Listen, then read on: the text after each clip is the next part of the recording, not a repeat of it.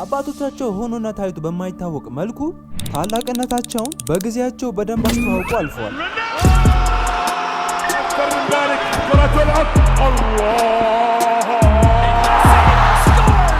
ግን ልጆቻቸውስ ከአባቶቻቸው የወረሱትን የእግር ኳስ ስም ያስቀጠሉ ነው ወይስ ከአባቶቻቸው ታዋቂ ስምና ሀብት ስር ታንቀው ቀርተዋል? የእነዚህን የእውቅ ተጫዋቾች ልጆች መዳረሻ ስንዳስስ እስከ መጨረሻው አብራችን ቆዩ። እስቲ ጉዳዩን ከብራዚላዊው ኮከብ እንጀምር። ሮናልዲኒዮ በእግር ኳስ ታሪክ አስደናቂ አሻራ ነው ያሳረፈው። ያልተለመደው የአጨዋወት ስልቱ በብዙዎች ዘንድ ተወዳጅነትን አትርፏል። በብዙዎች ዘንድ ስላችሁ የተቀናቃኝ ደጋፊዎችም ዘንድ ማለት ነው። የናይክ ማስታወቂያውና የአስደናቂ ችሎታው መታያ የሆነው የዩቲዩብ ሃይላይት እንደ ሜሲና እንደ ኔይማር ያሉ ታላቅ ተጫዋቾችን አነሳስተዋል እና ልጁም ተመሳሳይ ችሎታ ይኖረዋል ብለን ብንጠብቅ ምክንያታዊ ነው አይደል? ሮናልዲኒዮ ከልጁም ጆዋን ሜንዴስ ጋርም ሆነ ከእናቱ ጋርም የተቀራረበ ግንኙነትም አልነበረው። ምክንያቱም ሮናልዲኒዮ በአውሮፓ ሳለ የነበረው የጭፈራ ህይወቱ ለእነሱ ተስማሚ አልነበረም። ይህም ማለት ሮናልዲኒዮ ልጁ ከተወለደበት ጊዜ ጀምሮ ሁሌ አብሮት አልነበረም። ይህም ጁም ነጭ ወረቀት ሳለ በላዩ ላይ በደማቁ የሚጽፍበትን ጊዜውን አሳልፎበታል። እርግጠኛ ነኝ እናንተም ይህን ቪዲዮ ላይክ ማድረግ አጋጣሚውን አታጡትም። ስለዚህ ይህን ቪዲዮ ላይክ አድርጉ። እግር ኳስን የምታፈቅሩ ከሆነ ደግሞ ሰብስክራይብ ማድረግ እንዳትዘነጉ። በመጨረሻም ግን ሮናልዲኒዮ ወደ ብራዚል ሲመለስ ልጁ እግር ኳስን በቁም ነገር መመልከት ጀመረ። በዚህም የአባቱ የቀድሞ ክለብ ፍላሚንጎ መጠራት ቻለ። ክለቡም ዶዋ እንደ አባቱ አይነት ችሎታ እንደሚኖረው ተማምኖ ነበረ። ቀስ በቀስም ለብራዚሉ ቡድን ኳዜሪዮ የ6 ዓመት ፕሮፌሽናል ኮንትራት ፈረመ።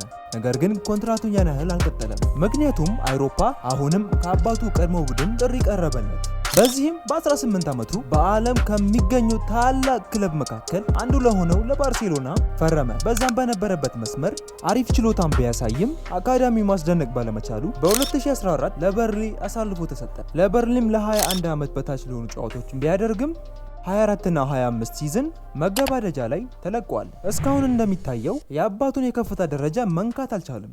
ግን አባታችሁም ሆነ አያታችሁ በእግር ኳስ ስማቸውን ያስጠሩ ከሆነ ምን ያህል ጫና እንደሚኖርባቸው አስባችሁ ታውቃላችሁ? ይህ የዳንኤል ማልዲኒ ታሪክ ነው። አያቱ ሲዜ ማልዲኒ 4 የሴሪያ ዋንጫዎችን ያነሳ ጣሊያናዊ ተጫዋች የነበረ ሲሆን አባቱ ደግሞ የአያቱን እጥፍ 7 የሴሪያ እና 5 የሻምፒዮንስ ሊግ ዋንጫ ያነሳ በእግር ኳስ አሉ የተባሉ ተከላካዮች ውስጥ አንዱ የሆነ ተጫዋች ነው። ስለዚህ አባቱ የአያቱን ስኬት ያሻሻለ በመሆኑ ዳንኤል ማልዲኒ ከአባቱ ተሽሎ ይገኝ ይሆን የሚለው አይን ውስጥ ከቶት ነበር። ወጣቱ የኤሲ ሚላን የወጣቶች ቡድን በ2010 ስምምነት ከፈረመ በኋላ የቤተሰቦችን መስመር መከተል ጀምሯል። ለ10 ዓመትም ከፈጋ በኋላ ሲቪላ ለዋናው ክለብ መጠራትም የቻለ ሲሆን 14 ጊዜ በሜዳ መጫወት ችለዋል። በእርግጥ ከአባቱ በተለየ በአጥቂ መስመር ነው የሚጫወተው። ግን ደጋፊዎች አዲሱ ማልዲኒ በኤሲ ሚላን ዋናው መቀመጫ አግኝቶ ስኬታማ እንደሚሆን ገምቶ ነበረ። ነገር ግን ነገሮች እንደታሰቡት አልሄዱም። በዋናው ቡድን ከተወሰነ ዓመታት ከቆየ በኋላ ዳንኤል ከመስፈርታቸው ጋር መስማማት ስላልቻለ በ2024 ለሞንዛ አሳልፎ ተሰጠ። ግን ዳንኤል እንደ አባቱና እንደ አያቱ የሚሆነውን ህልም ሳያሳካ ወደ ኋላ መመለስ አልፈለገም። ለዛም ነው በሴሪያ ገራሚ ችሎታን በማሳየት ከጊዜ በኋላ የ13 ሚሊዮን ዩሮ ኮንትራት ለአትላንታ የፈረመው። ወደ አትላንታም ከተቀላቀለ በኋላ ለጣሊያኑ ብሔራዊ ቡድን 5 ጊዜ መሳተፍ የቻለ ሲሆን ለሚቀጥሉት ጥቂት ዓመታት ቦታውን ለማስጠበቅ ሰፊ ጊዜ ያለው ይመስላል። ገና በ20ዎቹ ዕድሜ ውስጥም ስለሚገኝ ከዘመኑ አደገኛ አጥቂዎችም ተርታ የመሰለፍ አቅሙ አለው። ግን ሁሉም ተጫዋቾች የአባቶቻቸውን ስኬት እያስቀጠሉ መኖር አይችሉም። የቤካም ልጅ ሮሜዮ ገና በ22 ዓመቱ ነበር እግር ኳስን በቃኝ ያለው። ምክንያቱም የአባቱ በእግር ኳስን ብቻ ሳይሆን በፋሽኑ ዓለም የነበረውም እውቅና አንቆ ሳያስቀረው አልቀረም። በካሜራዎች በተከበበ ቤተሰብ ውስጥ መወለድ ሮሜዮ ለእግር ኳስ ያለውን ተነሳሽነት ቀንሶበታል። የአባቱ ስም ወደ አርሰናል አካዳሚ በለጋ ዕድሜው እንዲገባ ቢያስችለውም የሮሜዮ ዋርድ ያለ እንቅስቃሴ ከዓመት በኋላ ከአካዳሚ እንዲለቀቅ አድርጎታል። ግን ለ6 ዓመት ከእግር ኳስ ርቆ ከቆየ በኋላ ሮሜዮ ወደ እግር ኳስ መመለስ እንደሚፈልግ ገለጸ። የኢንተር ማያሚ የሆነው ባለቤት አባቱ ቤካም ልጁ በእግር ኳስ ላይ ትኩረት እንዲያደርግ በመፈለጉ በኢንተር ማያሚ ተጠባባቂ ቡድን አስፈረመው። ለአባቱ ቡድን 26 ጨዋታዎችን ከተጫወተ በኋላ ወደ አውሮፓ በመመለስ ብሬንትፎርድን ተቀላቀለ። ክለቡም የ22 እና የ23ን ፕሪሚየር ሊግ ዋንጫ ማንሳት የቻለ ሲሆን እስከ 23 እና እስከ 24 ሲዝን ድረስ ለእነሱ መጫወት ቀጥሎ ነበረ። ግን እንደ አባቱ ጥርት ያለ ስኬት ጥማት ስላልነበረው ለብሬንትፎርድ ዋናው ክለብ መጠራት አልቻለም። ስለዚህም በ2024 ክለቡን በመልቀቅና እግር ኳስን እርግፍ አድርጎ በመተው ለአንድ ፋሽን ካምፓኒ ፈረመ። ግን የሮኒ የመጀመሪያ ልጅ ካን ከቤካም ልጅ ሮሚዮ ተቃራኒ የአባቱን መስመር ለመከተል ችሎታ ያለው ይመስላል።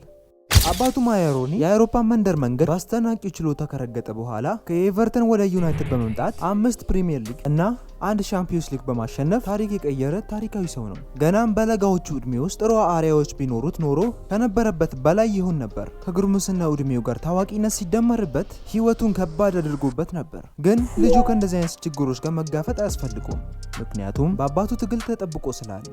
ታይ በ2016 የዩናይትድን አካዳሚ የተቀላቀለ ሲሆን አባቱ በአሜሪካ መጫወት ሲጀምር ወደ ሌላ አካዳሚ ተዘዋወረ። ወደ አውሮፓም በ2020 ሲመለሱም ታይ ወደ ዩናይትድ ተመለሰ። ከዚያም ወዲህ እሳት የላሰ ሆነ። ልጁ የአባቱ አይነት ጠንካራ ችሎታ፣ ምርጥ ያጨዋወት ስል እና ወዳጃዊነት የሆነ ባህሪ ያለው። ባለፉት ዓመታትም ያስቆጠረው ግቦች የ24 እና የ25 18 ዓመት በታች የሆኑ የዩናይትድ ቡድን የፕሪሚየር ሊግ ዋንጫውን እንዲያነሱ ያደረጋቸውን ግብ በማስቆጠር ስም ማትረፍ ችለዋል። ከእድሜውም በላይ ለክለቡ በመጫወትም የሮኒን ስም እንዳስከበረ ማስቀጠል ሰፊ አጋጣሚ አለ፣ በተለይ ደግሞ የሮኒ ድጋፍ ሲጨመርበት። አሁን ግን በዓለም በጣም ታዋቂ ስለሆነው ልጅ ማውራት ሳይኖርብን አይቀርም። አባቱ ዓለም ላይ ያሉ ከተባሉ ተጫዋቾች መካከል ዋነኛው ነው። 6 ባላንዶር፣ 4 ሻምፒዮንስ ሊግ፣ 7 የሀገር ውስጥ ዋንጫዎች ከስኬትነት ወደ ጎል ዋንጫዎች አውሬነት ሲቀይር ያገኛቸው ስኬቶች ናቸው። የክርስቲያኖ ተፈጥሯዊ የእግር ኳስ ችሎታ እንዲሁ ዝም ብሎ ሰጥ ብሎ የመጣ ሳይሆን የትጋቱና ከሜዳ ውጭ ያለው ጤናማዊ ዘይቤ አኗኗሩ ነው። ብዙ እውቅ ተጫዋቾችም እጅግ በጣም ንጹህ በሆነው ጤናማዊ ምግብ አመጋገቡና የጨዋታ ዝግጅቱ ምንጊዜም እንደተደነቁ ነው። ለዛም ነው ልጁም እንደሱ ይሆናል ተብሎ የሚጠበቀው። ሮናልዶ እንዳለው ከሆነ ግን ልጁ ጁኒየር አንዳንዴ ከመስመር የሚወጣበት ጊዜ አለ። ግን ልጁ በታዳጊነት ህይወቱ በጁቬንቱስ፣ በዩናይትድ እና በአልናስር ጥሩ ጅማሮ አሳይቷል። ባለፉት ዓመታት ለፖርቹጋል ከ15 ዓመት በታች ቡድን የተጠራ ሲሆን የአባቱን ቁጥር 7 ማሊያ እንዳደረገ 2 ጎሎችን በማስቆጠር ክሮዣን 3-2 በሆነ ውጤት አሸንፈዋል። አሁንም የባየር ሙኒክ፣ የዶርትመንድ፣ ኢንተርሚናል እና ዩናይትድን ትኩረት መሳብ ችለዋል። ይህ የ14 ዓመት ታዳጊ ከእድሜው በላይ 1.85 ሜትር በመሆን ከኩዮቹ ረዝሞ ሲታይ አንዳንድ ሰዎች የእግር ኳስ ሳይሆን የኤንቢኤ ቅርጫት ኳስ ነው የሚሻለው ሲሉም አልቀሩም። በአባቱ ድጋፍ የትኛውንም ተጫዋች የመብለጥ ብቃት ይኖረዋል። ከሱ የሚጠበቀው ግን ጠንክሮ መስራት ብቻ ነው። ከአባቱ በላይ ለታዳጊው ስለ ሰውነት ብቃት፣ ስለ አእምሮ ጤንነት እና ስለ እግር ኳስ ቴክኒክ ሊያስተምረው የሚችል ሌላ ማንም የለም ማለት ይቻላል። ስለዚህ ሮናልዶ ጁኒየር አሁን ባለበት እንቅስቃሴ ከቀጠለ የእግር ኳሱ ማህበረሰብ እጁን ከፍቶ ለመቀበል ዝግጁ ነው። እንዴ ቀጣይ ሮናልዶ መመልከት ማን ይጠላል? ነገር ግን ጁኒየር ማንም የማይተካው አሪያ ቢኖረውም የኔይማር ልጅ ግን አዎ ምሳሌ ቢኖረውም የተጠቀመበት አይመስልም። ዳቪ ሉካ አባቱ ኔይማር በሜዳዎች ላይ በተጫዋቾች ላይ መጫወት የሚያስደስተው ውድ ተጫዋች ቢሆንም እንደ ሮናልዲኒዮ አይነት ጭፈራ ህይወት ስለሚያስደስተው ከሱ ርቆ ነበር የሚኖረው። ግን ከሮናልዲኒዮ በተለየ ኔይማር ልጁን ወደ አውሮፓ በማስመጣት ከሱ ጋር ያሳልፍ ነበር። ወደ ሳንቶስም ከተዘዋወረ በኋላ በሜዳው በጥቂቱ አብሮ የታዩ ሲሆን ልጁም ከኳሱ ጋር ያለው ነገር ብዙም የሚያስደንቅ አልነበረም። ግን በአንድ ቪዲዮ ልጁ ልምድ የለውም ብለን መወሰን አንችልም አይደል? ግን አባቱ ሎጪ ሲያስገባበት እና ከኮርና እንደ አባቱ መጥቶ ጎል ለማስቆጠር ሲሞክር እና ሲስት የሚያሳዩን ቪዲዮችም አሉ። በተጨማሪም የኔይማር ልጅ ዳቪ በእግር ኳስ ውስጥ ንቁ ተሳትፎ የለውም። ስለዚህ ኔይማር የእግር ኳስ ችሎታውን ለማውረስ ምናልባት ሌላ ወንድ ልጅ መጠበቅ ሳያስፈልጉ አልቀረም። ስለዚህ ለኔይማር መልካም ምኞታችሁን በኮመንት ላይ መጻፋችሁን እንዳትረሱ። ነገር ግን የኔይማር የቅርብ ወዳጅ ሜሲ የእግር ኳስ ችሎታውን ለማውረስ ሌላ ልጅ መጠበቅ አያስፈልገውም። ምክንያቱም ልጁ ቴዎጎ ሜሲ ጥሩ እንቅስቃሴ ያደረገ ነው። አባቱ 8 ባላንዶር፣ 4 ሻምፒዮንስ ሊግ እና 1 የዓለም ዋንጫን በመያዝ ታላቅነቱን ቢያስመሰክርም ልጁ ግን በሱ ስም እጁን አጣጥፎ ለመቀመጥ ፈቃደኛ አይደለም። ይህ የ12 ዓመት ታዳጊ አባቱ ለሄደበት ክለብ አካዳሚ በሙሉ ተጫውቷል። ከባርሴሎና ለማዚያ ጀምሮ እስካሁን እስካለበት ኢንተር ማያሚ የታዳጊዎች ክለብ የአባቱን 10 ቁጥር ማሊያ እንደለበሰ አንዳንዴ ሜሲን በሜዳው ላይ የተጫወተ ያለ ይመስል የአባቱን መስመር የተከተለ ነው። ነገር ግን እንደ አባቱ አይነት እድገት ለማግኘት ወደ አውሮፓ መዘዋወር ያስፈልገዋል። ግን እንደሚታየው ልጁ ተስፋ ያለው ይመስላል። ለዛሬ ዘነላችሁ የመጣነው ቪዲዮዎች እነዚህን ይመሳሰላሉ። እስከ መጨረሻው ይህን ቪዲዮ ከተመቻችሁ ላይክ፣ ሰብስክራይብ ኤንድ ሼር ማድረግ እንዳትረሱ። ከተመቻችሁ ኮመንት ላይ ደብሊው ብላችሁ ጻፉልኝ።